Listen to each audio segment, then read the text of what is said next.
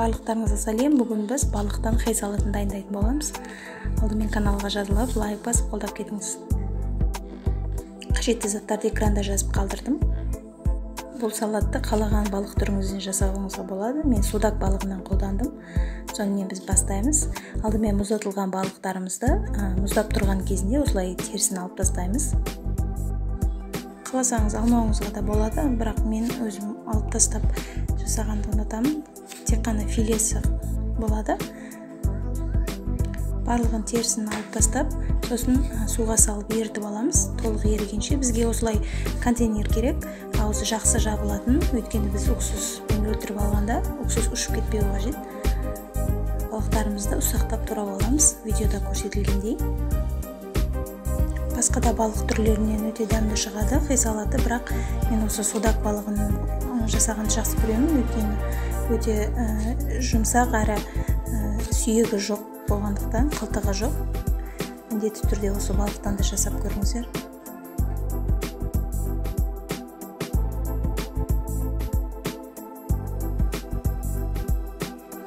Балықтарымыздың барлығын осылай контейнерімізге салып, үстінен 1,5 ас қасықтай тұз саламыз.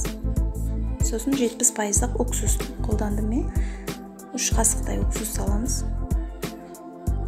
Аузын жақсылап тұрып жауып, жақсылап тұрып шайқаймыз. Барлығын жақсылап араластырып, жарты сағатқа қойып қоямыз. Аузын ашпаңыздар. Жарты сағаттан соң аштым мен.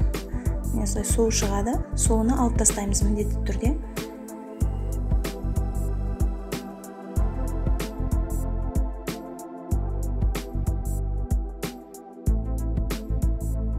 Балығымыздың суын алып тастадық. Енді үстінен пиязымызды турайтын боламыз. Пиязды қалауларыңызша туралауыңызға болады. Ұсақтап турасаңыздар да, мен осылай ірі етіп тураймын, өйткені столға қойған кезде әдемі көрінеді.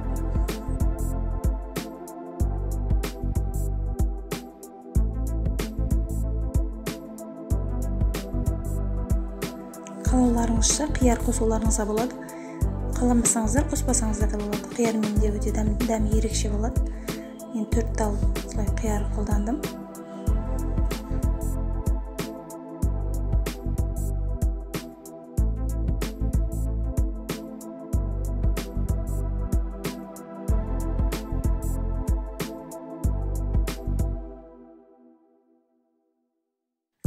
Барлығын осылай турап, үстіне саламыз. Енді біздің үстіне, хайымыздың үстіне дайындалатын арнайы соусымыз дайындаймыз. 2 ас қасық паприка, сосын 1 қасықтай қара бұрыш салатын боламыз. Менде өте ащы болғандықтан аздау салдым. Сіздер ащылығына қарап саласыздар.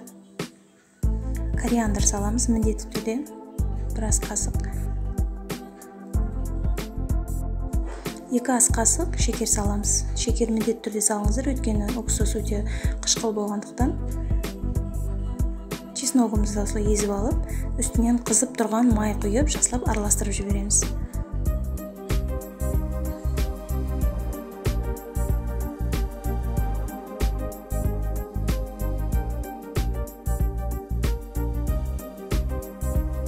Енді барлық туралған заттарымыздың үстінен соусымызды құямыз.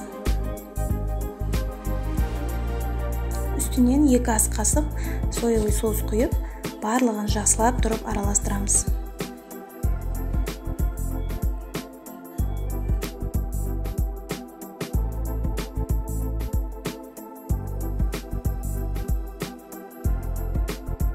Сонымен біздің салатымыз дайын. Міндетті түрде жасап көрулеріңізге кеңес беремін. Дәмі сіздерге ұнайтынына сенімдімін. Каналға жазылып, лайк басып қолдап кетіңіздер.